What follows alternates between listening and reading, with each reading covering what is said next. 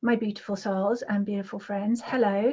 Welcome to Self-Love Talks. And today, this is Gaia Transmissions Part 2. If you've been following these Self-Love Talks the last few weeks, they've been getting more and more deep, profound, and amazing. And life is changing pretty quickly these days. Have you noticed that? The energies are all changing. Everything is quickening and awakening. And it's been super, super powerful. So here we are again doing a part 2 of Gaia Transmissions, and with me today I feel super blessed, have a new friend in my life and this incredible being called Zesis. And Zesis is from Canada. He's a heart math trainer from the Heart Math Institute and the School of the Heart teacher, and really happy to be sharing this time and this conversation with you, Zesis. Yes, blessings, Tara, to you and all the ones watching right now. I want to actually honor my business partner, Paula, who you had last week, and she did such an amazing job. I love the conversation. So I'm honored to be here and honored to have a conversation about whatever will emerge. I know, and Paula's such a beautiful lady. It's amazing, isn't it? Even just in the last few weeks, all of the connections, and I'm guessing that you guys are having this experience as well, like all the new energy, new people in your life that feel like old people. You know what I mean? Like your soul tribe kind of gathering. Well, it's happening for all of us. It's happening. Yes. Our soul family is coming together because we've been activated for a single purpose and time, which we'll get into about this particular time that is fast approaching. It is, we're in it. It's thick and fast. So yeah, just coming back to Paula. So I was invited on to do the Divine Feminine Round Table. And if you haven't watched those videos, please go watch them because they're amazing. And they just they're just catalyzing so much right now as well for people that are watching. But through that, then I met Paula, and then I invited Paula to do a self-love talks with me last week, and we did Gaia Transmissions Part 1, and then you worked with Paula, so through Paula I met you, and it's just like, oh, this feeling, it's just so, you know, we were just sharing, weren't we, before we came on. It's like the energies right now. Yeah, that's what love is. It is. It's like home. It's like, anyway, so you wanted Zesis before we even like go into sharing and whatever is going to come through today. You wanted to do a grounding in, I wanted to do an intention. So anyone that's observing us now, watching us, just want you to get comfortable, just settle in where you are right now. And when you feel you've got that place, I invite you to close your eyes. I want you to feel the words that I'm going to talk very shortly. I'm just going to wait till everybody settles down. Yeah. And then invite you to close your eyes. And I want you to feel these words. I offer you peace. I offer you love. I offer you friendship. I see your beauty. I hear your need. I feel your feelings. My wisdom flows from the highest source. I salute that source in you. From this moment now, we are working together for unity and love. It starts with you. It's time to awake from the dream and ascend. And when you're ready, let's have fun and begin the course. I keep wanting to do this. I don't know why. Like, I just feel my energy in my third eye is just like this enormous gold diamond of just like. It's amazing visual.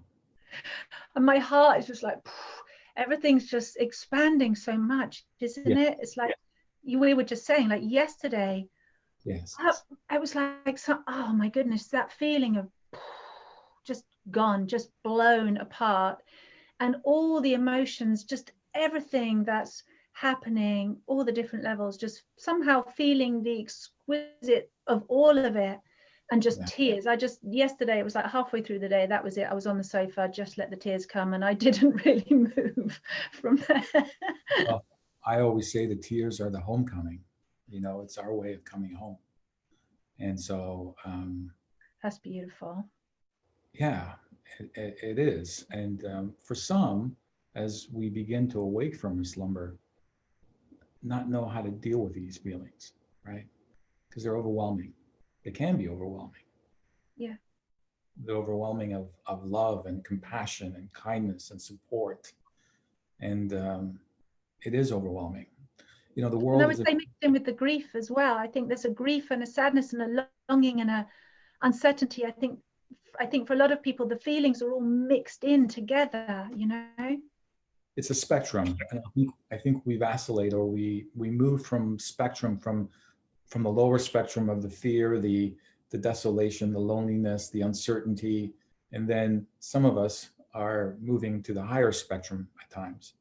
But, part of the conversation, part of what our responsibility is right now, is to actually embody the higher spectrum emotional content, as it were. Those higher emotions is what's going to create a much more pleasant and much more expedient timeline that benefits all of humanity in the universe. So how do we do that? How do we do that?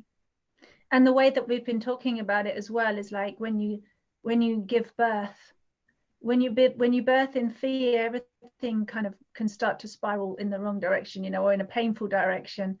And actually, when you birth in total surrender, the bliss comes, the joy comes, and you have this ecstatic experience that's just off the charts.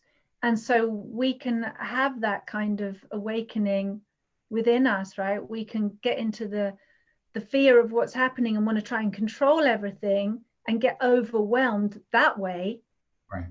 Or just surrender to it and allow the expansive, mind-blowing bliss experiences instead. And that's where it's at, isn't it, really? That's where... Well, as you're talking, I'm thinking of an actual example of a roller coaster. I don't know if you like roller coasters or not, but I know not so much. They're all right. So, this kind of feels like a roller coaster, right? And we I don't know about you, but when I begin my roller coaster, I envision all the things that it possibly could be, right? And I resist in trying to get into the roller coaster. And as the roller coaster begins, you have no choice but to let go, as it were. And as you let go, hopefully, and as you surrender to this magnificent ride, then we really start to have fun, right? The exhilaration. When you realize you're not going to die, you freak, and it's not freaking out. Yeah, like, what the heck? What is death? Only to awake, right? I mean, this is a conundrum in a way, right? So embodying those higher spectrum emotions are really key for all of us right now. And I like to explore how that can be, and what people need to get to that point. Because for me, I don't know about the space that you're in and what you're seeing in the UK, certainly Canada, and what I see in the US. For me, it seems like all of us are kind of waiting for direction. All of us are kind of waiting for someone to kind of rise up and say, you know what, we need to do this. All of us are immersed into the drama of the politics and the drama of the COVID and what it is and how it got here, but it's taking us away from the most important part, and that's the sacred space of the heart. So we need to minimize the chatter. It's important. I'm not saying it's not important. We need to minimize the chatter and start working with intention on how individually we can change the world. And we can change the world. We are all incredibly powerful, divine, multi-dimensional beings. And anyone that's told you otherwise is the programming that's been in place for many, many years. Absolutely. And I definitely, I'm not one of these people that sits around waiting for someone to tell me what to do. You know, even today, as you know, I'm like, no, the self-love mission is on. And everything that we're going to talk about in a minute, we're going to talk about Gaia transmissions. What that means is what I actually hear and listen in my conversations with Gaia, and what wants to be kind of shared as a message and come through for everybody. So you can kind of take direction from that if it helps. And by the way, just a precursor, I don't think I'm particularly unique or special in that I have conversations with Gaia. Anybody can do it. We have conversations with everything we engage with, right? Whether it's in our head or out loud. And I have those conversations out loud with Gaia, and they're very, very real. And so I'm going to share with you what comes through. So those of you that don't listen to Gaia or haven't had that conversation, you can take that as a direction if you wish as well.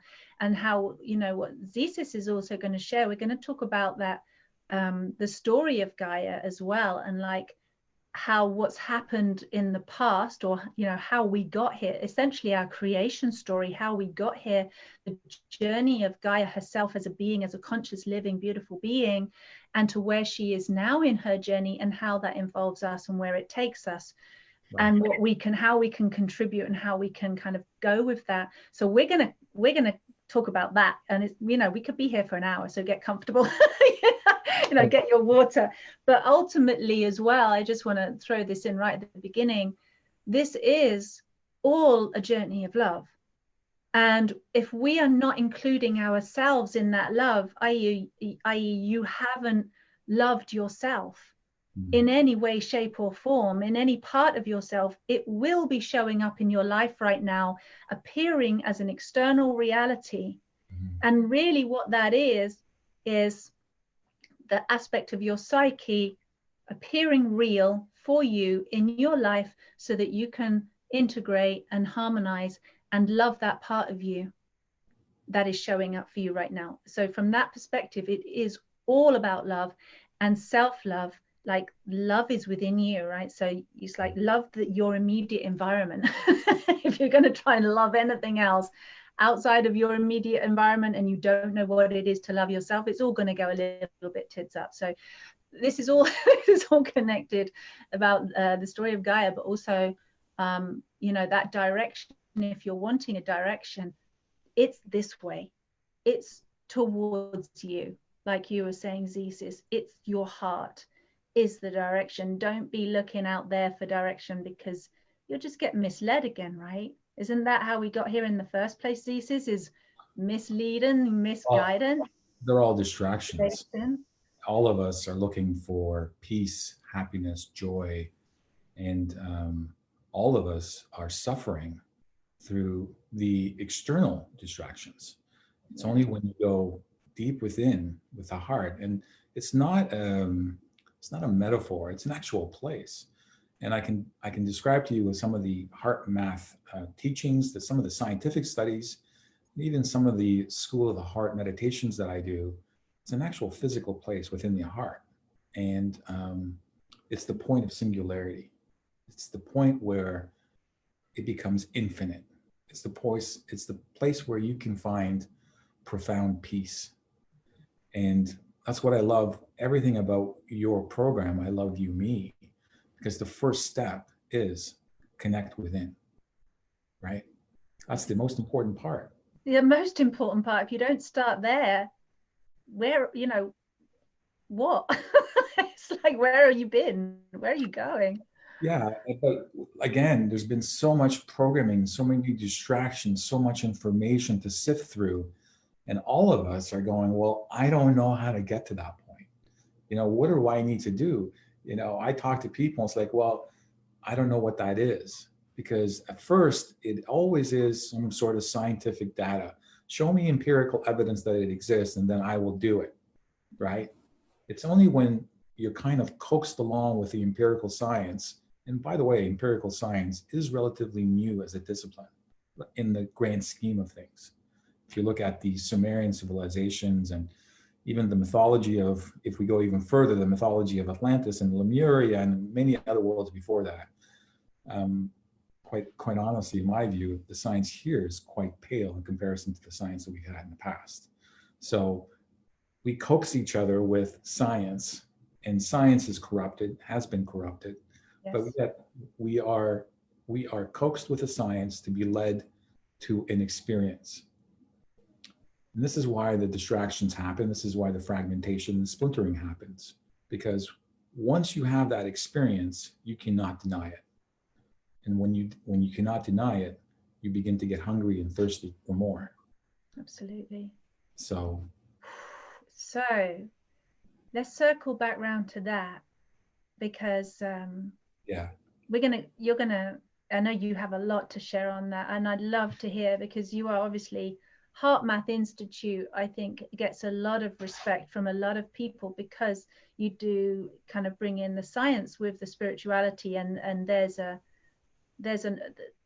melting pot there where both can no longer, both can sit in the same space, which is really, really beautiful. It's very validating. And also School of the Heart, which you've been part of, and you're a teacher of now, and you were telling me that's a 60,000-year-old school.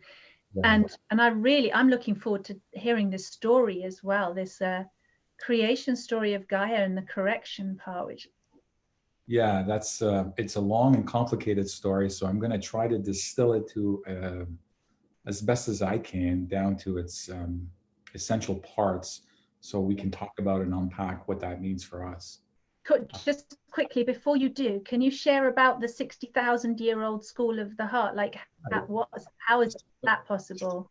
So, well, I mean, you look at human beings, anthropos, which I'm going to be talking about, the Sophonic myth. As a human species, there have been many variations of who we were as humans, many experiments, let's just say, for all intentions.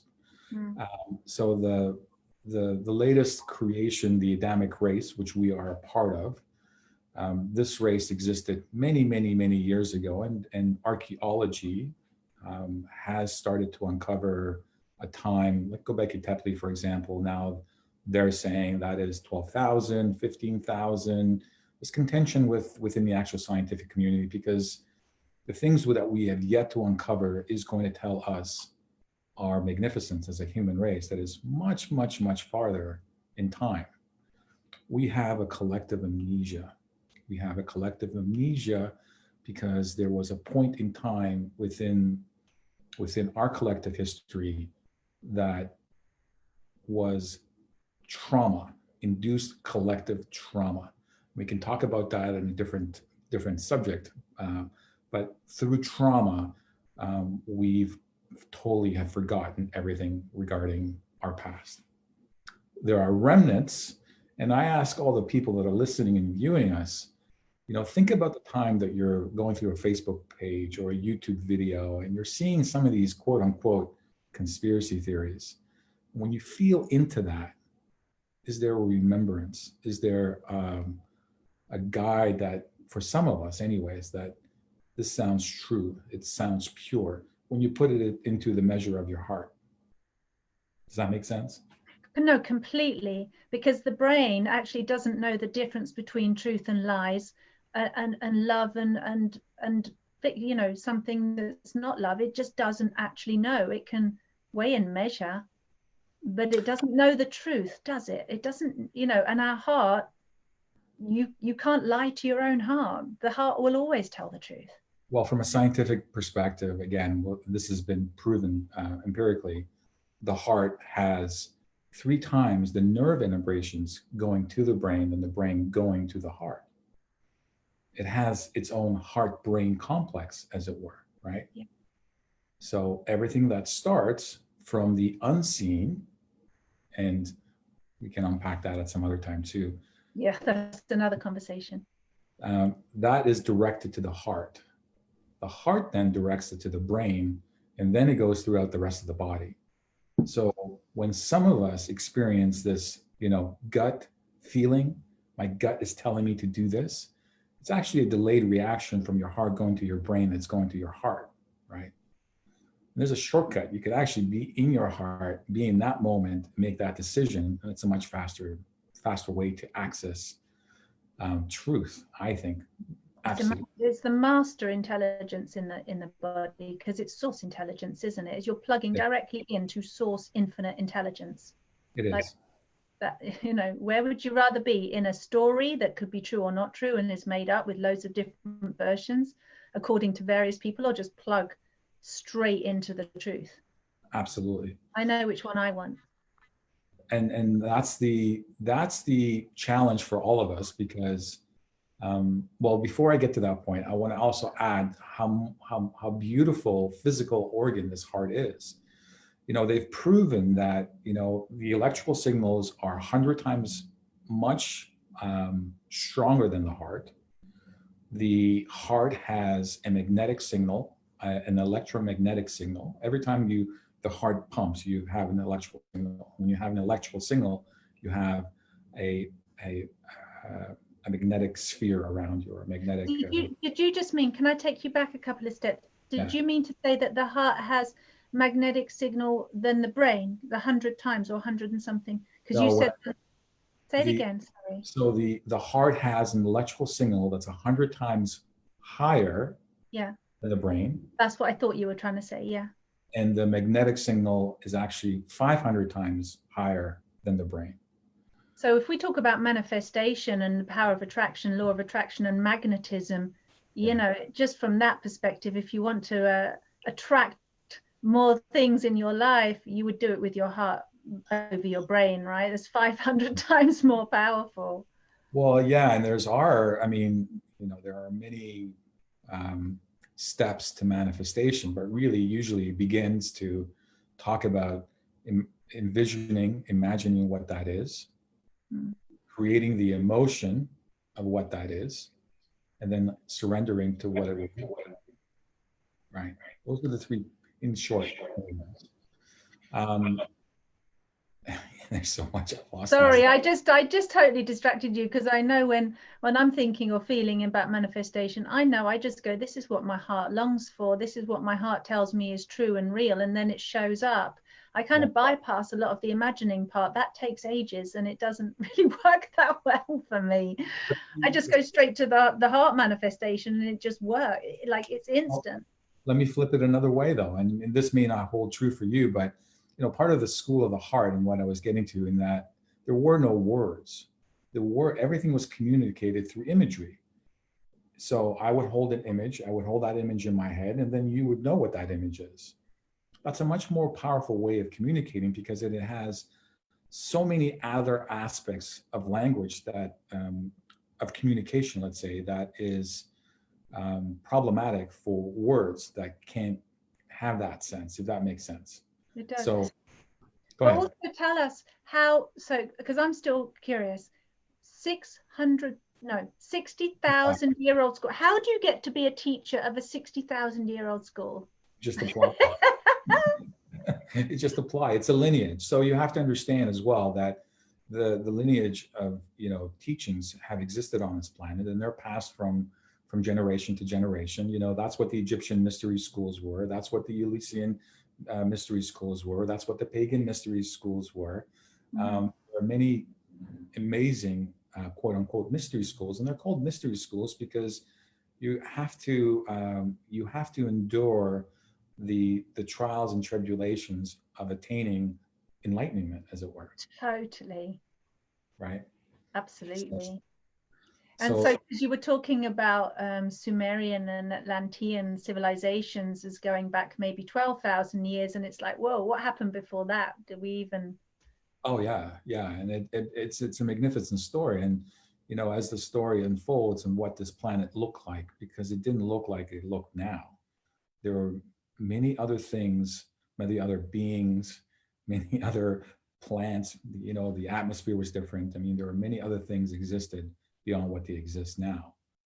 And so, you know, our fall, because we did descend in consciousness, you know, 13,000, when Lemuria sank, we did descend in consciousness because of the abuse, the materialistic abuse, similar to what's happening right now. We've reached a crescendo. And when we did, that's when the trauma happened because of the geophysical changes and the rift in time, space, and dimensional shift that happened. And what came out of that, people were absolutely traumatized, and that has a memory, has a core memory that continues into incarnation to incarnation. So take us back to the beginning, because this just got so many different Splinters we could go down. I know, it's fascinating. So yeah, give us the kind of digestible short version of the story of creation. Not much time. So the Sophianic myth, the story of Sophia, this mythology, and there are many mythologies: Greek mythology, Roman mythology, Hindu mythology. And what I like to think of mythology being is history that's been such long ago that we've forgotten it, and we call it mythology.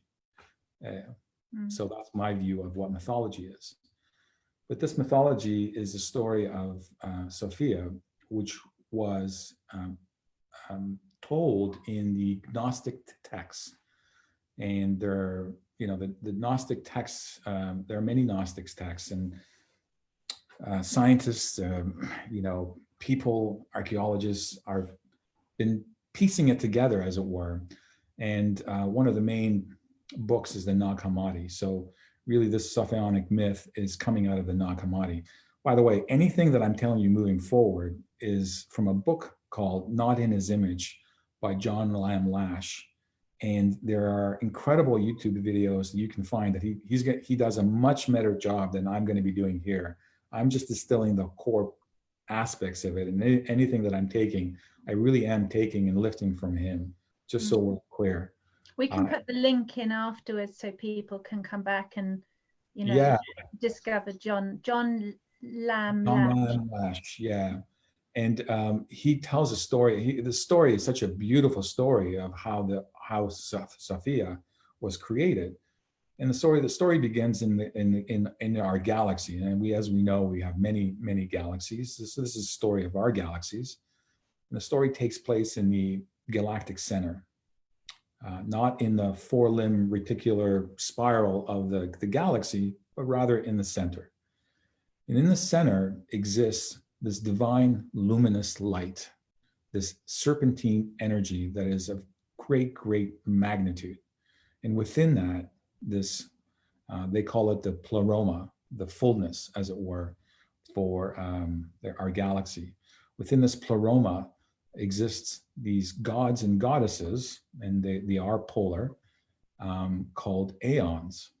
At least that's what the Gnostics had called them. And so the aeons within this core of the galaxy, they like to rejoice and exultate, to really experiment with the galactic arms. And what they do is they create this germ plasma, as it were, encoded with DNA, and then within the filament, they exercise it within the galactic arms, and then they just wait, as it were. And these worlds appear, these DNAs, they watch these experiments kind of unfold. They can't be part of the experiment, but they are the originators of the experiment. So it's a bit like the kind of gods, this is how I heard it when I was listening to this story. It's a bit like the gods and goddesses, which are plasmic light, cosmic, divine, fullness. Yes. They're having this orgasmic experience. Yes. And they're making love. Yes. And then they out it goes. Right. And they're creating, kind of like that. They are creating, and it's the DNA implants and the coding that they do. So they code something like this, and then it's like, oh, let's see what happens when this happens. And now it goes this filament, and it rests within a particular arm of the galaxy, and it takes place, and it seeds, and it grows, and so these are the kind of experiments that the aeons do as part of this long, like as long as the galaxy exists, billions of years ago, or as long as the galaxy exists, within billions of years, they exist as well. So this particular aeon, Sophia, and her counterpart, Philinte, and Sophia means wisdom. It's a Greek word for wisdom, and Philinte means the intended one, I believe. They encoded a particular DNA, and they endowed it with so much energy and so much high energy and love. And all the aeons got together and they ejected this DNA plasma germ seed, as it were, and this rested within the Orion Nebula. And as it does, like the mycelium network of mushrooms, you get these filaments, then they start to come out and they take root within the planets that existed at that point in time.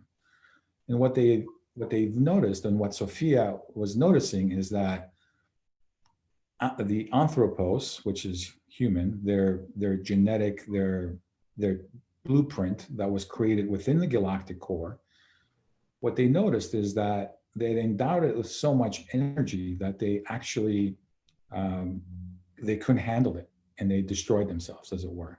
They really spun out of control.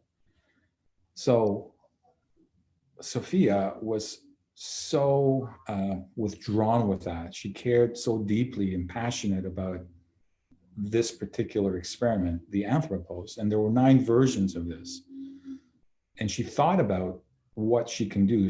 What the Gnostics texts talk about is that she started to dream unilaterally, withdrawing from the other aeons. And as she did, she ejected her divine luminous being. Imagine this mass, and she wasn't aware of it because she was so enraptured with the love of this anthropos and ensuring its survival and its growth, that she ejected her mass being, and she started to form into the planet Earth. Now, as she did that, there were some consequences. Think about this divine luminous essence, as it were, and the speed at which it comes, and it came very close to the Orion belt, and as it did, it splashed, and as that created that splash, it impregnated the other dense matter that was there at the time, which created sort of like an aborted fetus of sorts, which the Gnostics called the archons. And the archons come in, they're basically, they're not organic, they're inorganic. They've got spindly arms and spindly legs with big heads, like the grays of sorts. And, they're the drones, the workers, as it were. And they've got their managers, the reptilians, or the dracos, as it were. Now, should I stop? Any questions? Yeah, that was quite fast. So let's just catch up. So it's like 1 minute, Sophia, the goddess, yes. she's creating, and she's part of this beautiful plasmic energy. And because of the kind of the child seed, if you like, or the DNA of the child has cast out into the galactic arms to start taking shape as an experiment to see what we'll create. Is so powerful. What they created was so powerful as a being, it started to destroy itself because it couldn't handle its own power. So as a mother, out of her love, she went out to care for and ensure the survival of her child. And as she did, she also then formed into she changed density, right? She went from the golden light or whatever density. Right. She was pure energy. She was pure energy. Right. And then she descended into matter. Because she's gone into the spiral arms. There's 4 spiral arms, isn't there, of our Andromeda galaxy? 4 big spiral arms with all the rocks and planets. And right. She joined that matter, didn't she? She materialized. She materialized, or she started her dreaming state, because she was in a dreaming state. She started to materialize. She wasn't aware that she was dreaming. How creation starts, right? All creation starts with that amazing dream. That's right. And so she was so withdrawn, and her dream became a reality. She became the planet. And we were But just talking about this before, weren't we? Like the manifestation, the desire, the dream, the vision becomes manifest. So she actually manifested herself without realizing, because she was so enamored. The dream was raising her child, right? Loving her child, nurturing her child, which us, in other words. Which is us, exactly. But in doing so, she created this unintended consequence, which are the archons. And as she started to firm up, as like imagine the Ouroboros, the snake eating its tail, as she's spinning, and she starts to firm, she begins to understand that she's becoming the planet. And as she becomes the planet, her emotions, her fear, her joy, her pain become the wind, the water, the mountains, all that is within nature, as it were, right? Yeah, so she's pure emotion, solidified. Right. Right, I relate to that. My emotions change with the weather. I feel completely, and also this explains as well, because our planet is a Taurus or a toroid shape, right? So it makes sense that as that serpent-like divine being, and then she's the, what was it called, where the snake eats its tail? What's that called? Ouroboros. Ouroboros, that's right. It's beautiful. So there she is. I mean, this goes also, we could, I don't know if we got time to go into this today, but the whole story of the Garden of Eden, and let's do that another time.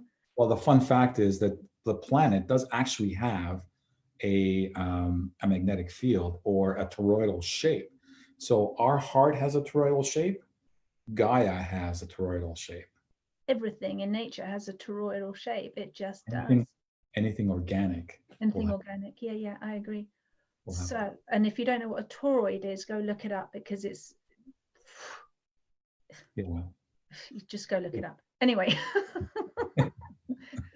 So do you know what, actually, I love that when you shared this story with me, I was like, oh, so that's what they're called, because many years of doing soul readings, the amount of times I've actually met these archon beings and unplugged them from humans, because it's a bit like having some artificial, well, they're not artificial, some other form of alien life or intelligence using human beings like a CCTV camera, like connecting to us.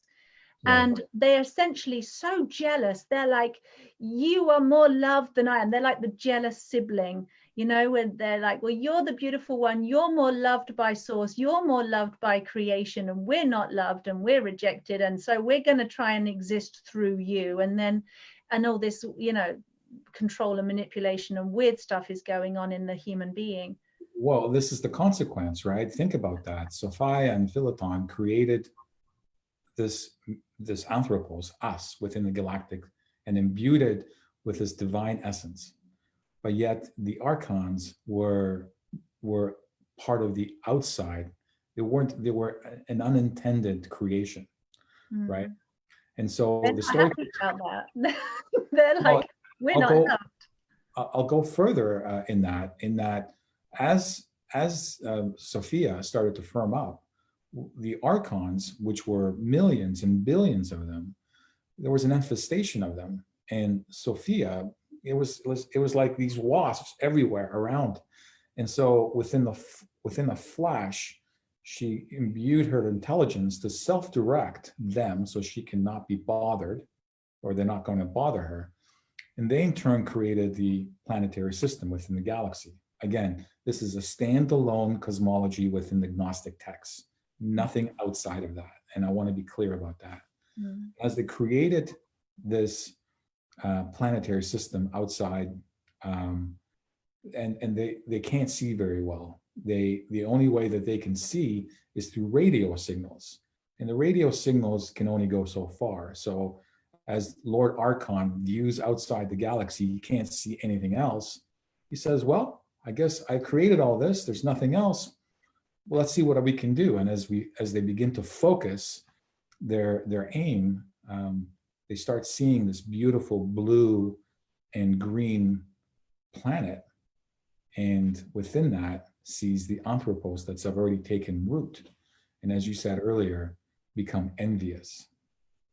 Well, the thing is, when I look at their DNA, if you like, it doesn't have like a flame or a light to it. it's very there's no love, there's no emotion. And as far as I've ever seen or been told when I'm doing these soul readings, Isis, is that we are the only beings in this known universe, and I say known universe, the universe that we know of, that have the ability for to be as dense and solid as we are in form, Yes. and yet able to absolutely know our true divine source essence and remember it and be it simultaneously whilst being this dense and solid. There's no other being in the universe that can do this. And so according to the archons, we're the most divine beloved child. We're like the preferred one, the favorite child of creation, and they're like the reject. And they're really pissed off about that. Right, and as they do, because of the envy, they don't want to. Jealousy is one part, but envy really talks about destroying you. Destructive, yeah, it's destructive. They want to destroy us. Yeah. And so the plan was, and is, and has been. This is what the consequences are, and what we have to do here.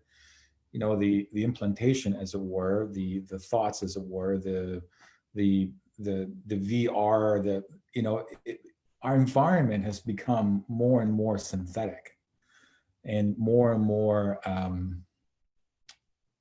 I don't know how to describe it, outside of human. I kind of see it two things. Unhuman, really, isn't it?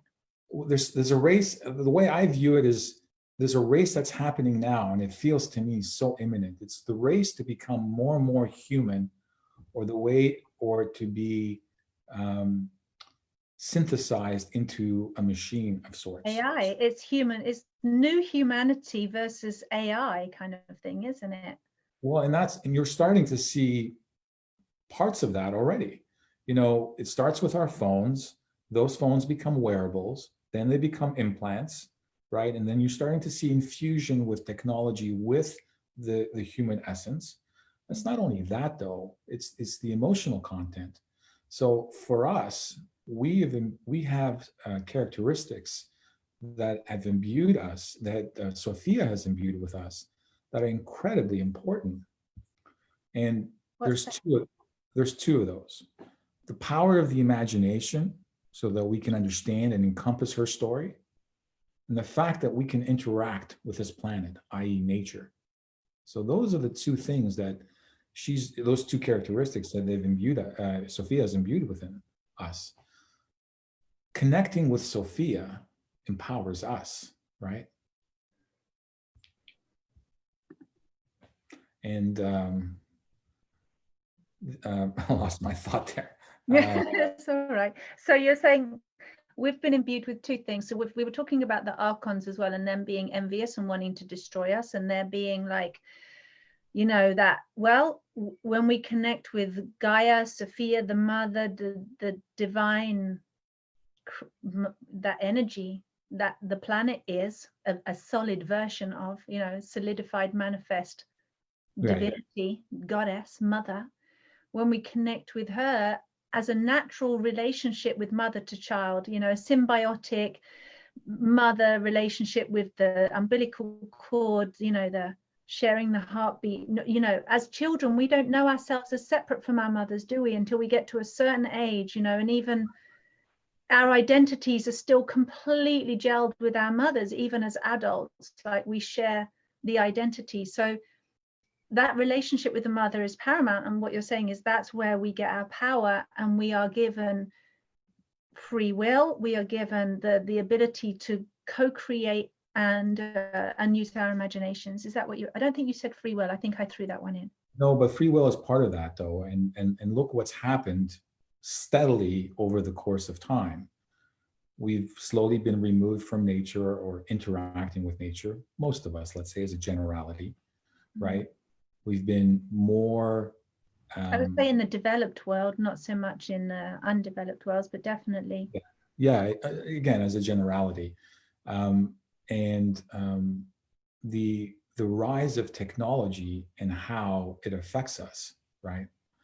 That, you know, and the Gnostics text foresaw a time, you know, they foresaw a time that would happen. And what they saw that when that time comes, Sophia would correct the experiment from within.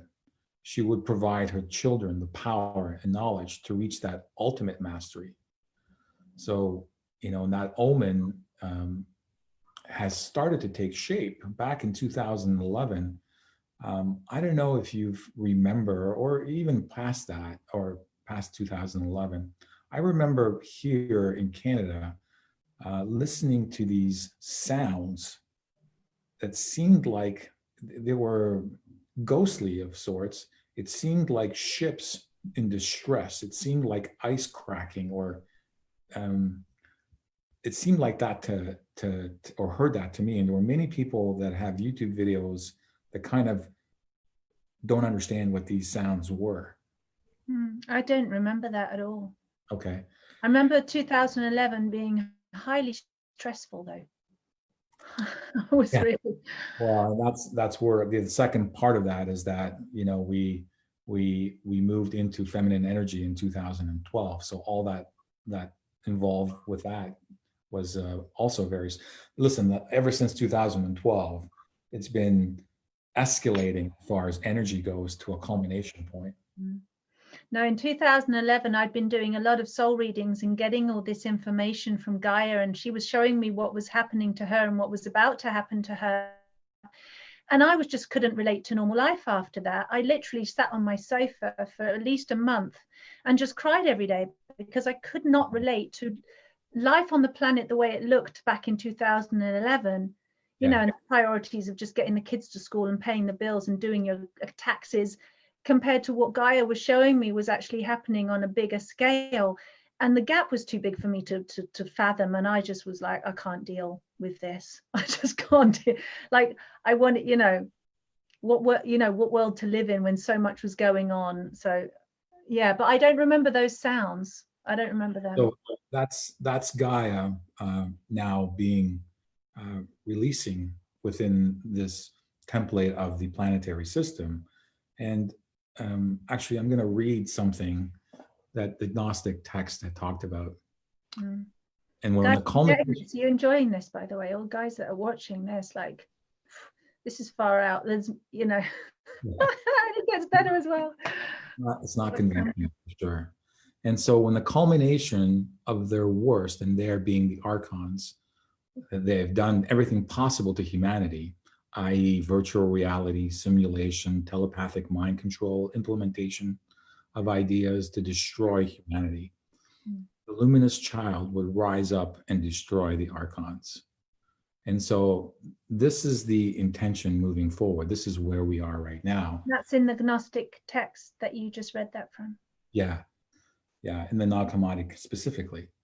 And so Gaia can't do it herself, right? She has the intention, but she needs most of her children, not all of her children, a good portion of her children to contribute into that. And so what does that mean for us?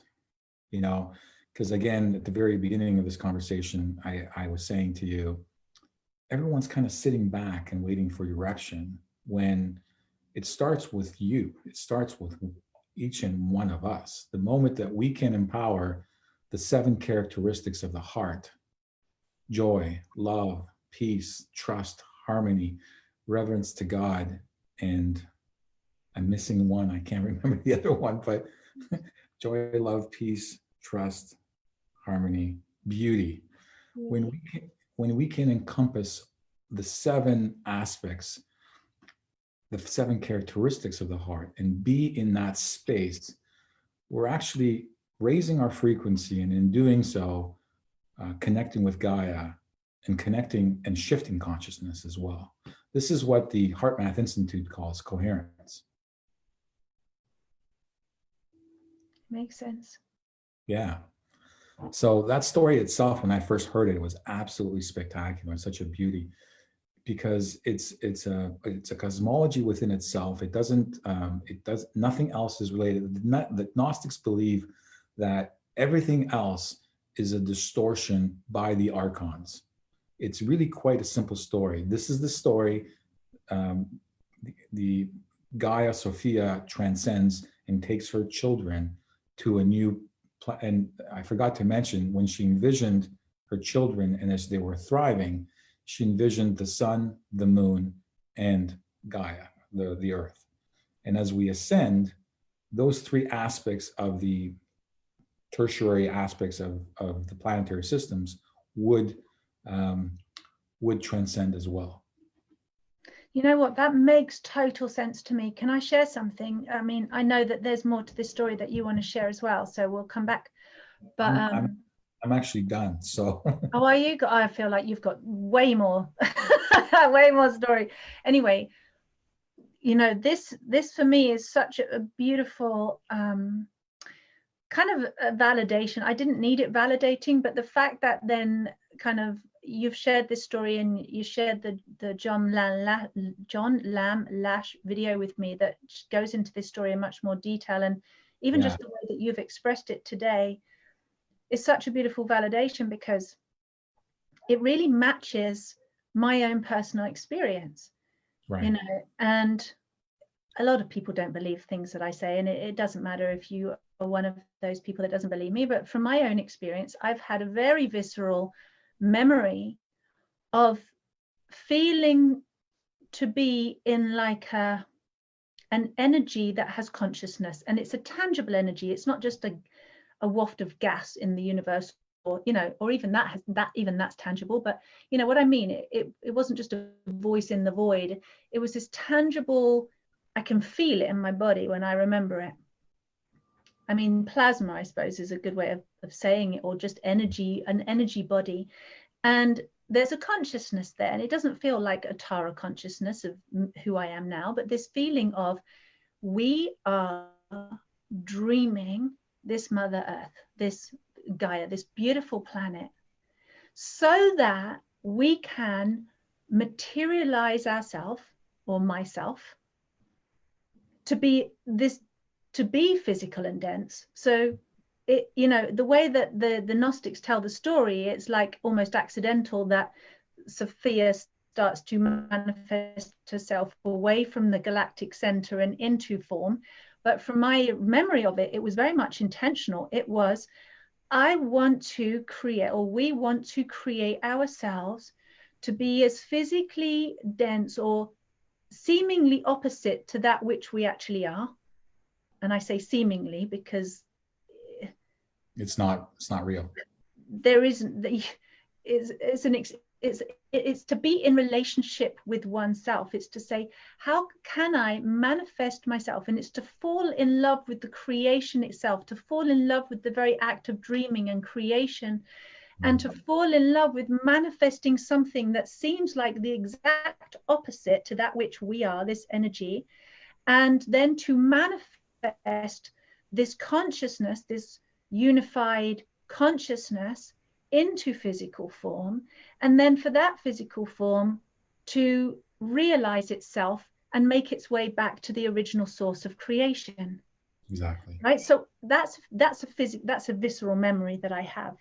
And then so when I'm listening, so I had that years ago. So then when I'm listening to Gaia, and I've listened to Gaia in lots of different ways, mostly through doing soul readings with people, and there's, you know, everybody's connected to the earth and everybody's connected to sun, and we have these elements in our creation of the sun and the earth in our physical bodies and in our energy field. So I've connected with Gaia like that, but I also connect with Gaia just by talking to her, and she responds. And so I've learned all these things, and she showed me that the place that she was born in the universe, however she came into form, that she is on trajectory to return to that place in the universe. Mm. And so her birth, not, you know, it's like, when does the child first get born or first get created? It's not the moment when the child comes out of the mother's body. That is a you know, a significant moment, but the moment is when the parents dream of that child. Right. The inception of it. Exactly. And it's even bigger than a conception with the mind, because you're not, I mean, unless you're consciously creating Right. It's more than a concept that you can hold in your mind of my child's going to have blue eyes and blonde hair and he's going to ride bikes and he's going to play football, whatever. Like it's not a concept. It's that highest state of love dreaming. Right. It's that, you know, when you're in love and you're making love and you're just like, what's the most wonderful thing we can create and manifest? And it's that blissed out high vibrational space of dreaming and creation. And in that moment, that conception then begins to come into form, so that it's only a matter of time when an actual physical conception happens. You've endowed that through the passion and through the inception of you've endowed it into the physical form. This is what I mean, and what you mean about your thoughts are powerful. Watch your thoughts. Your thoughts are powerful. And all of that intentions, so I've read this from human beings in their souls, like from a male and a female, and I can see when somebody's, that moment of conception, and read the energy in somebody's conception, for example. So, and in that moment, you can see that that's the father's intention that got seeded with his actual sperm, his actual seed that became you. Yes. And the mother's environment, her emotional condition, her emotional state, her kind of reception, her ability to receive that intention. Was she receptive to her to the father's intention, or not receptive? There's a relationship happening there even before those two physical elements of creation have manifested and come together. It's being imbued, like the intention is being imbued, the feeling is being imbued into the egg and into the sperm. So we're being created like that as physical beings, but it's like that story is like a micro version of the bigger story of creation, of like, actually we were conceived in the divine mind, in the divine consciousness, weren't we? Yes, absolutely we were. And it was very much a masculine and feminine. There was no dubiousness about that. No. And the Gnostics talk about the aeons. They're not omnipotent and omniscient as it describes in some of the sacred texts. Yeah, they're not watching you. Like no. They're experimenting, and they're watching their experiments kind of take fruit, as it were, right? With curiosity. What are they creating? And it's a creational process, isn't it? And it's like as above, so below.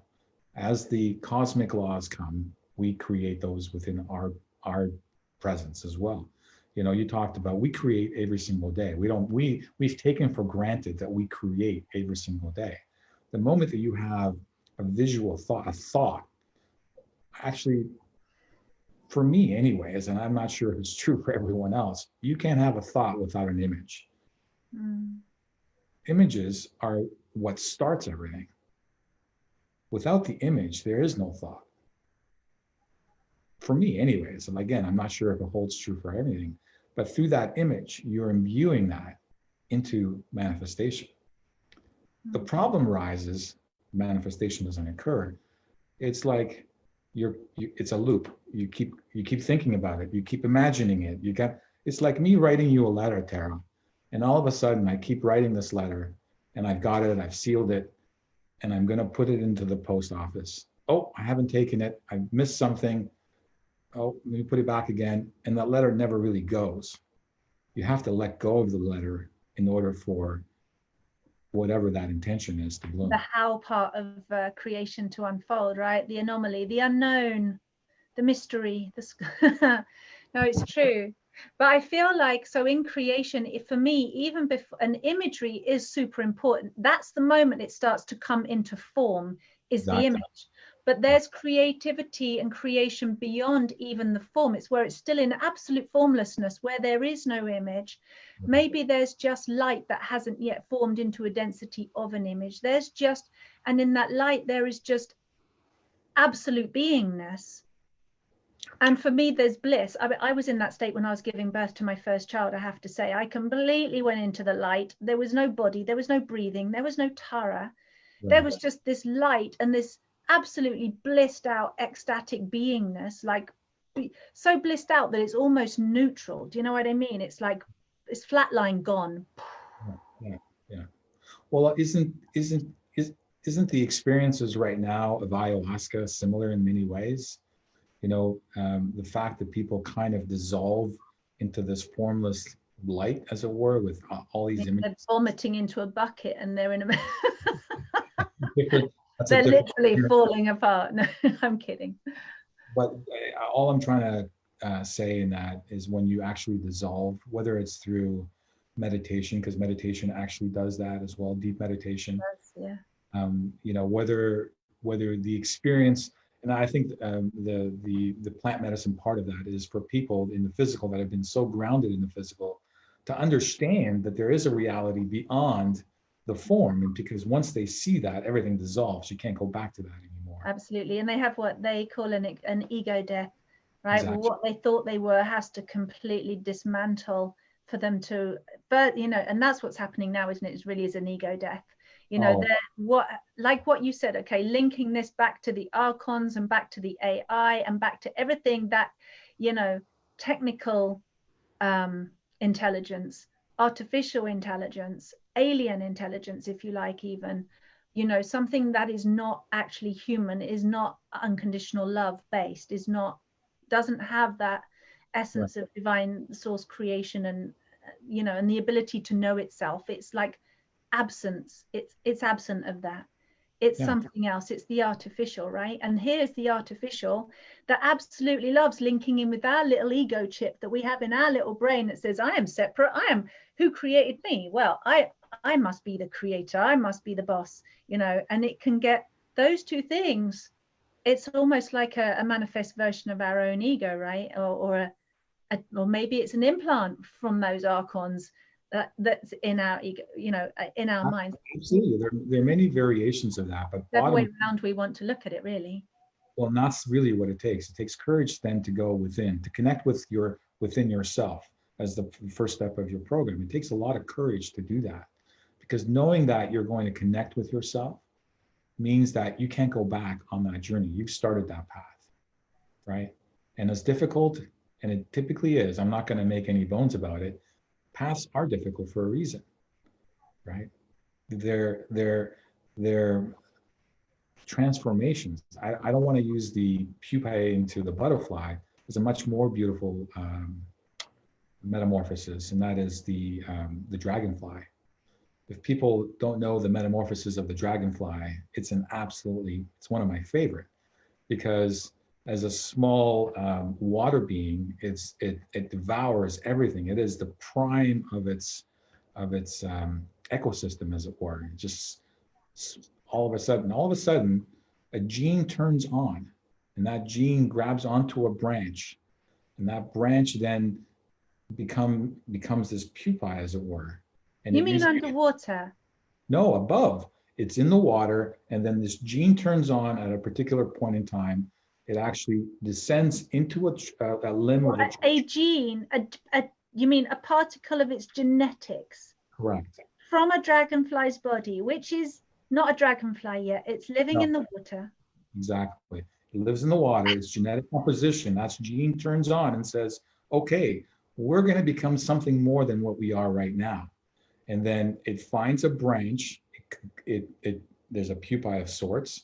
It uses the water. It grows. It uses the water that it has within, and starts using that action, that water action, and starts to push its tail out and starts to push its wings out, and then it begins to fly. And I love that because there's many metaphors within that. The water into the air, the something into something else. And that's where we are in the collective evolution. And something that's so tightly coiled, then uncoiling and becoming much bigger than you would ever have thought it would become, right? That's right. And having wings, which you would never have guessed as a water creature that would ever have. Well, and more importantly, Tara, it begins to fly. It begins to fly. You know what? The other morning, I was sitting out on my garden steps in my dressing gown, and a dragonfly just came and landed and sat on my arm for ages. It's a little one. It's really, I don't have a pond or anything in my garden, and it was just like, hi. It's really nice. That's actually a divine symbol. Yeah, I love them. Divine is communicating through nature. So we are mutating through nature, essentially. We are having a metamorphosis that is like a mutation. And you know what, Gaia, I wanted to kind of link this in because we got 3 strands or so of conversation happening here simultaneously. So let's just update them. There's a few strands. There's a few going on.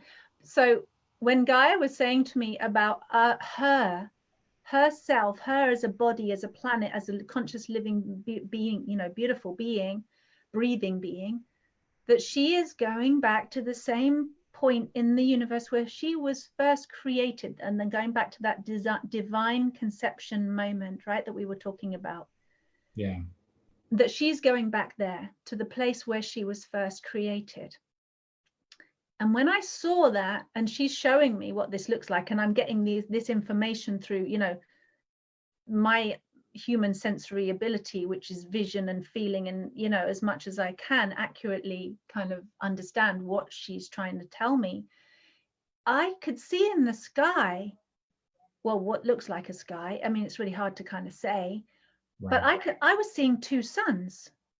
Exactly. I was seeing the sun that we have now, which is the night and day sun, the one that gives us creation information. There's literally light codes that come from the sun, and I literally see these, and then they communicate with the earth elementals and creators, and they manifest plants and things, and, you know, all kinds of stuff, us. There's that sun, the information sun, but there's this other sun that is a lot bigger, that doesn't burn you. Then when you look at it, it's like looking at the face, it's like looking in the mirror, except not a glass mirror where you see an actual face of yourself, but it's like looking in the face of true, absolute, unconditional love of the Divine Father, and seeing who you really are whilst looking into that. And it was just so unbelievably, I mean, my eyes were like this. I was just like, whoa. That's to incredible. see that which we truly are. And that there, I mean, I don't know if this is actually going to happen, but if you think that a little water nymph can which you'd never ever imagine could turn into a dragonfly, if that can happen, then we really can't conceive of the conception that we actually are, can we? Of the divine conception that we are. And right now with these little water nymphs, yeah. And we actually have wings, hence this I love you me symbol. Again, communication through symbols, right? Because it communicates everything, communicates so much that actually we are becoming that which we always dreamed we could. And the dream, we weren't just a part of the dream, because the dreamer is us, the dreamer is within us, the dreamer is the creator within us. So it's like we're being dreamed into existence, and we're the dreamer. And it's like our most epic dreams that we could ever, beyond our wildest dreams imaginable, it's like that's actually our potential for what we're becoming. And it doesn't happen through AI, does it? It doesn't happen. It's like it doesn't happen through AI, and it happens by making a choice. And this is actually really why I want to distill this whole conversation. You know, the myth is a beautiful story, and you can leave it as a story. You know, everything we've talked about is just information. But bottom line, I want everyone to be empowered as we leave this FaceTime Live call with action. What can I do, right? Because I think, as I both my partner and I, my business partner and I, created a video called Fear and Love, and we're going to do a part 2. And within that, there is the crossroads of humanity. We have to make a decision. We want to continue living in a world of fear, things that have been implanted in us, things that we may have been influenced, things that may have not been part of the organic part of who we are. Or do we finally step into our divineness by making a choice? And there's responsibilities by doing so. Walking into love, embodying love. Because when we do, Tara, it's my belief that we will transform collectively. I think that's the only way it happens. You have to, it's like going within, putting this consciousness, plugging it into the heart is like plugging into the supreme intelligence of ourselves as a singular being, but also collective consciousness, intelligence, consciousness of source creator, And when we do that, it's like plugging into the mainframe, I suppose, you know, Yeah. and being activated as part of the activation that is happening.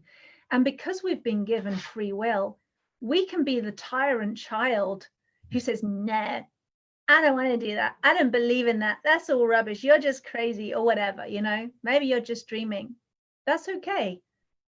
It's like, you know, go and try and do something else other than be part of this incredible mass rebirthing consciousness awakening, you know, love manifestation that's actually happening on this planet. Well, I would Try offer not to be. well, I would say to people, Tara, I would say, you know, we've tried for thousands of years this one way. Yeah. What would it take? I mean, all we got to do is just try for a little bit. If it doesn't work, we can go back to the misery and the pain and the suffering. That's really up to our choice. But why don't we try this part first? Yeah. We haven't tried this yet. We so haven't, as a collective consciousness, as a race of human beings, as far as I'm aware, this has never happened before. No, where we have absolutely, as a collective, actually come to understand and realize that we are unconditional love and be love in action, love activated, if you like. It's never happened. And yet we've been designed to be this since the very beginning. And it's through that, and it's through our collective experiences, through the birth, rebirth cycle, and those memories and those learnings and lessons that have distilled us to this precise point, this precise magnificence. Gaia told me, she's like, you needed to first be everything that you're actually not. Exactly. In order for you to realize what you actually are. And that was part of the experiment. That was encoded in, that's part of the plan, you know, is to completely forget who you are and walk around banging your head on brick walls, freaking out and suffering, only so that you will remember. Because even, and this is what we were talking about on the Divine Feminine Roundtable the other day, like even that lostness, that darkness, that forgetting was implanted or was part of the design as the wake-up call, because you're only supposed to have suffering if it wakes you up, if it's that moment to say, God, I don't actually like this, I'm not going to do that again, you know. Like if you ran into a brick wall because you determined that you think your life is supposed to go that way, and you go, I'm going to go through it, I'm going to fight it, I'm going to be in my power, you know, and you're fighting. How many times are you going to do that before you just actually stop doing it because it hurts too much? Exactly. But the thing is that a lot of humanity is not stopping. They're just going, no, keep fighting. I'm just going to keep throwing myself at this brick wall. Because they don't have the self-realization yet. You know, they're still in the dream. They're still dreaming. And this is where compassion comes from the ones that are awake. Like, stop it, friend. Just come here, come home. Because all of us, you know, as the saying said, you can have a kiss on the forehead to awake, or have a 2x4 across the head. Choice is yours. Yeah, I like the analogy of the birthing. You can have a completely painless, blissful birth, or you can have, you know, the forceps, and you can have the, you know, yeah, you can have the putting yourself on a silver platter, literally, and have it done to you. You know, it's going to be painful. There is a choice, absolutely. So when, you know, I think it's a no-brainer. People, you know, when you really feel about it, not think about it, like you said, because there's less magnetism, there's less information than going on up here in the brain. When you actually feel about it and come into your heart, do I want suffering and fear and lockdown and close down and artificial AI to program me and control my AI world? Do I want that because I want to live in a world of fear where all my children are microchipped and, you know, my every move is watched by Big Brother? Or do you want to be part of a hive mentality, or do you want to be a sovereign being in your magnificence? It's a no-brainer, really, isn't it? It's literally no brain. Heart says, yes, please. I want that joy. I want liberation. I want my truth. I want my true expression. Exactly. So when people choose that, because it is a choice, and it's really good to consciously choose and say, I now choose, you know, make a declaration. Yeah, and that's something that actually I'm going to be posting a sovereignty statement on my Instagram feed, Nice. because it is, you know, you may not believe it, that's fine, but utter the words and see what feeling it provokes within you, because that's something that starts.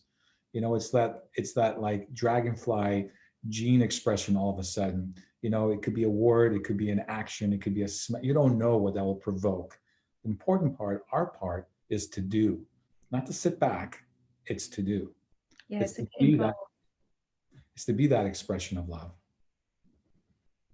Absolutely. So your Instagram is, how can people find you on Instagram if they want that declaration? I will send you the info, and that can be posted on the FaceTime live. We'll post it in the section below. Okay, so Yeah, and I would love if people can go on our YouTube page as well. There's some amazing videos that you're a part of as well through the Divine Feminine Roundtable. And what we're trying to do, Paula and I, is really bring a community, much like you're doing in the UK, and start making those connections with everybody. Because it's only through the collective that we start to inspire other people to say, yeah, it is what it is. absolutely. And for me, it's like my logo here. It's the circles within circles, and this is how the interconnection of all of us. Like we're doing the same thing. We're all part of the same team, right? We're all doing that same. It's about the self-realization and the awakening. So there was a piece there when you were talking, and I really wanted to kind of add it in, and now I can't even remember. So I'm hoping that it's going to come back. But so about making that choice, making that declaration. That's what I was going to say. We all know how powerful words are for opening doors, right? Absolutely. Those words that you say, you're spelling into your existence, you're activating your conscious free will, your divine will, your power of choice. Use your power of choice. If you don't use your power of choice, you will lose it. It's quite simple. It's simple, isn't it? It is. Activate, use your power. Otherwise, somebody else will use it on your behalf, and they may choose things you don't want to choose. So make sure you are choosing for yourself. That's like no-brainer. Have to do that. And so when you have chosen, Zesis, will you share with people how to activate the heart? Like, how do we do that? Absolutely. I won't be able We've to got do time it now, because actually we've been on here for an hour and 17 minutes. Actually, it's flown by super fast. Yeah, it has, hasn't it? It's been a very enjoyable conversation. I know, right? We could keep talking. And beautiful Paula, your business partner's just left me a message as well. Yeah, it's beautiful. Well, I tell you what, right? Because maybe this is a whole another conversation about heart activation, and I'm sure you're going to come back on and we can do another one of these, and you can help people with heart activation. But you know, they can find you on your media channels. We'll put all the posts below, all the information below, so people can find you. Yeah, and happy to be of service to everyone that needs to be. My purpose in life is to be of service to humanity. All right, I agree. How I share it is, when I love and serve myself, I can then love and serve others from that place. And I know you're already, you know, I know that you practice that as well. It's absolutely like be in service to your divine sovereign self. Learn how to do it on yourself, learn how to master it for yourself, and then share with others, right? That's what you've done, isn't it, Zesis? Absolutely. It starts with you. All expressions start with you. Then it goes to the second part. And then after you create that union with the second part, then it goes out to the universe. But it all starts with you. Yeah. And I think people also don't realize how powerful their choice is. It's like, well, I haven't got a choice because this, that, and the other is more powerful than me. That's only appearing to be true because you haven't grabbed your own power of choice. Like I said, if you have to use it, otherwise you lose it. You know. Well, it starts with your thoughts. So be careful what you think. Your thoughts are the most important, powerful things. Thoughts are pieces of quantum, pieces of things that actually create reality. So it starts with your thoughts. Your thoughts create emotions. Your emotions creates the reality. And so when people say that you're not powerful enough, I would say go back and audit your thoughts. What are you thinking? What are you preoccupied most time of the day? Is it a good conversation with yourself? Is it a bad conversation or a negative part of yourself? Is it a little bit of both? Where are you predominantly within that scale?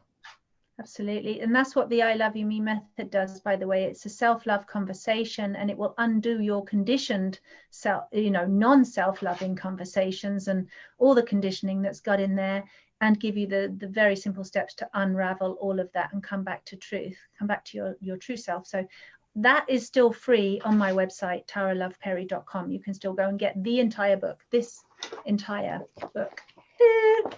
And soon to be video, right? Soon to be video series, and soon to be second edition of book with all the incredible. By the way, congratulations. Thank you. It's just one thing after another, just is manifesting. It is. But I wanted to also share before we go here from Gaia. She says she just keeps saying it. All my children come home now. Yes. She's like, you've been lost and hurt and wounded and damaged and destroying yourself and destroying each other because you're so upset that you're lost and you just want to come home. And it's like we get into that frenzy like a little kid, and we just go, yeah, and we don't even know what we need anymore. We've got so lost. Yes. And so then it's like, well, you can't live like that, so what are you going to do with it? You're just going to go and take it out on everybody else. And it's just like a no-win situation. And she's just like, that mother love is so powerful, is so strong that it will, what's the word? Is the quash a word? I don't want to say squash. Her love is so powerful that it will just dissolve, scoop you up. Yeah. And all of that pain, suffering, frustration, lostness, blindness, darkness, fear, suffering, it all just gets somethinged. I can't think of the right word. Quelled, dissolved with her love. It just does. And that is actually happening. You're going to feel that more and more. It's actually going to be harder and harder to resist the love that you are, because the homecoming beacons inside of you are so activated right now that if you resist that and try and go the other way, you really are going to be hurting yourself. That really is self-destruction.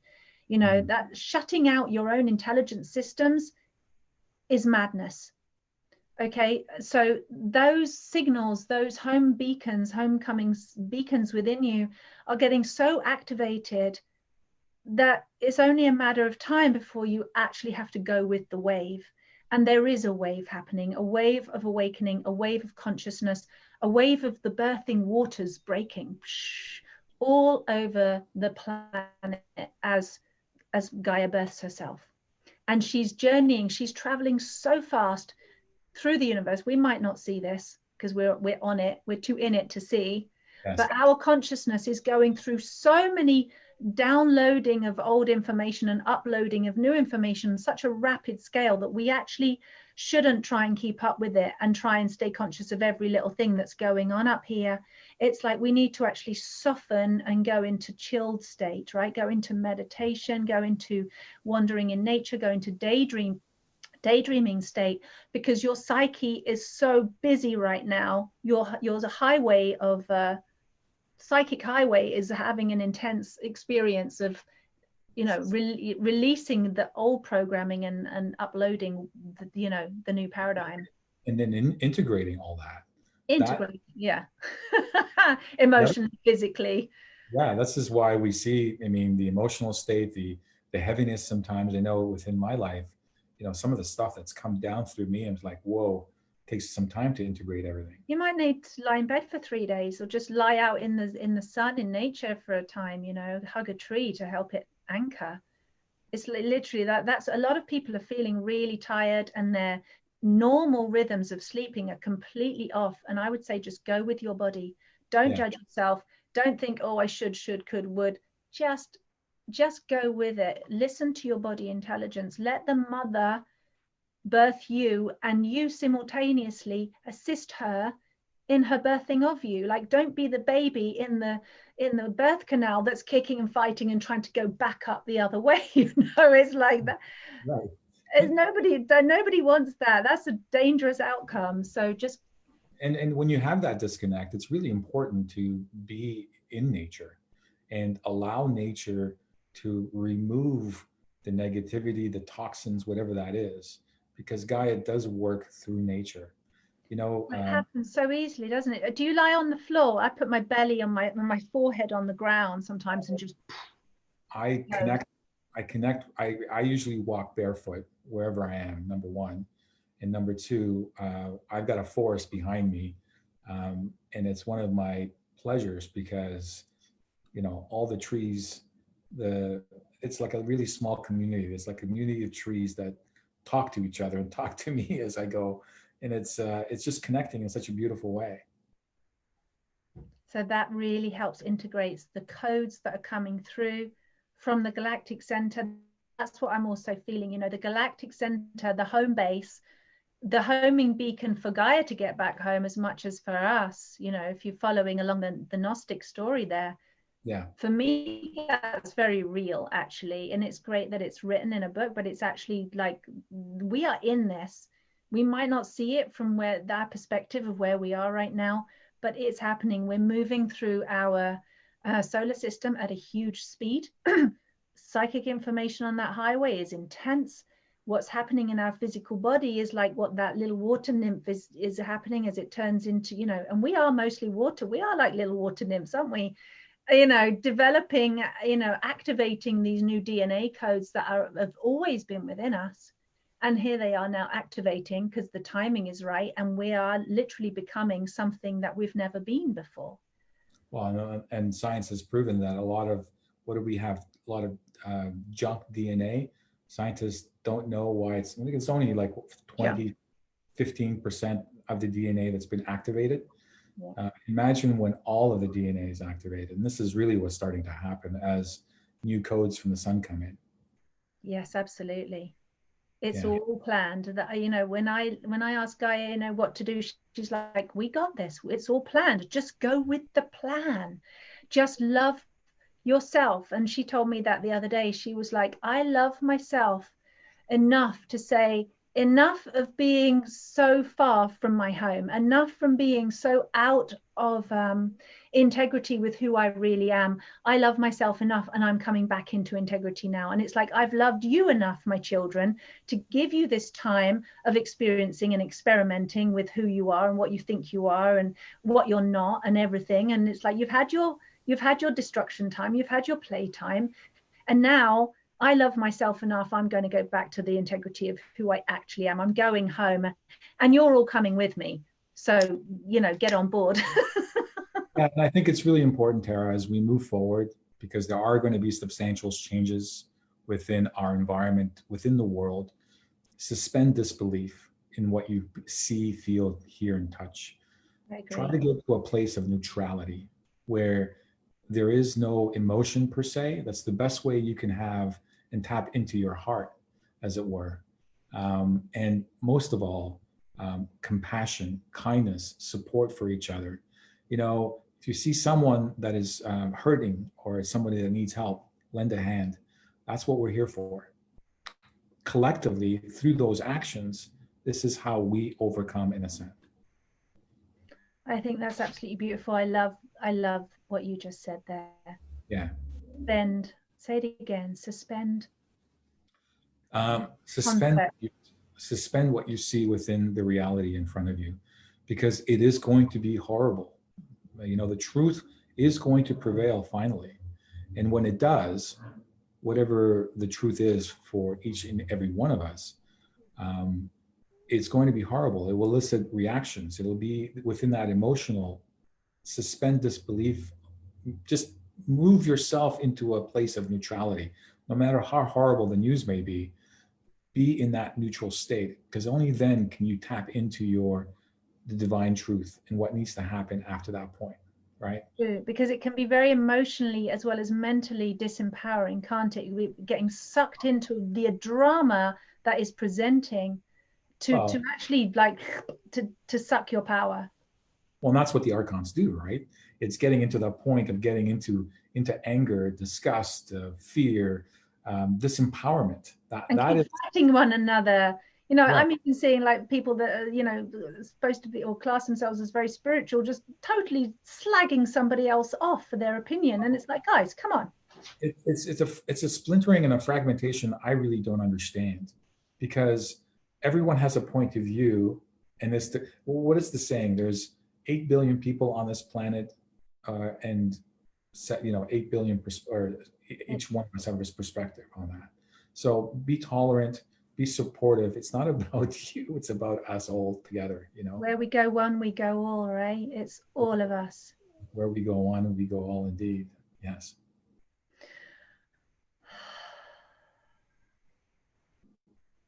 That was fun. I'm just feeling that, you know, it's a lot of words that we've said, but ultimately it's in that aspiration to really just communicate what's happening in here, what's happening within us, what the heart's telling us. You know, when I'm listening to Gaia, it's not like, oh, you know, it's from within is where that communication comes from, is where that connection comes from. And it's like, yeah, just rest your head, everybody. Just rest, breathe, feel. Is that a voice for you? Is that a knowing? How does that translate for you? Oh, when I hear Gaia, it's like an actual conversation. Right. So you're hearing a voice. Yeah. Yeah. And the first time I heard it, I was actually on the hill of Tara in Ireland. Gosh, I don't know when that was, 2007 or something. Yeah, my kids were little. And my friend Carl Yuri, if you're watching, you gave me this massive like selenite wand, and I love selenite. It's big wand. I went with my dad and my 2 kids, and I was like, you need to go to the Hill of Ireland, which is partly where I was named from. And I'm sitting on this hill, and there's a big protest at the time, big road protest. They were going to carve a road through some sacred ancient grounds, and all these people were camping out. And I went up to the hill, and it was sunset, and I just sat there, and for some reason I got this selenite, and I like knocked 3 times on the ground, and I heard, this is the first I heard it, and she said her name, Gaia, and it was like Gaia, and I was like, wow. I was like, that's your actual name? I thought that was just some hippy dippy name that people call you, you know, because I was much more connected to up and spirit than I was earth and down. I was, you know, so I was like, oh, you're real. And she talked, and actually, you know, that thing that you said, actually, she showed me an image of like these flowers coming out of the earth that were absolutely golden. And she said, these are my children. You are the children of the earth. And some of us are star seeds, and we've come down here and made our homes here to help seed and activate this. And that's totally what I am. But she was showing me how children of the earth are being born from this earth, or those of us that are already here as like an ambassador, if you like, then suddenly awakening. Like you've been asleep and then suddenly you awaken and you're this golden flower. And she showed me the whole earth awakening with these beautiful golden flowers. And she was just in so much gratitude for us, her children, because without us, she can't manifest who she truly is. It's a completely symbiotic relationship. She needs us, we need her. It, you know, it's that unity. It's that, like, yeah, it's the love that's there. It's beautiful. So you know, even that was in your story of the Gnostics, which was awesome. Yeah, it's a beautiful story. I mean, stories have a way of transforming because they speak in metaphors, and people take what they want from that. Well, my love, we've been here for an hour and a half, and this is exquisitely beautiful. I absolutely love it. Thank you for sharing. No, thank you for sharing, and thank you for all that you do. Your program is amazing. I encourage everyone to download the PDF and to go through your program. It's absolutely exquisite. Thank you. It's the first step of the transformation.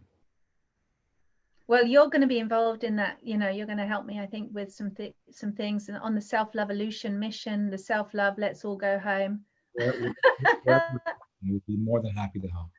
I think everybody's on it. We're all on the same mission, aren't we?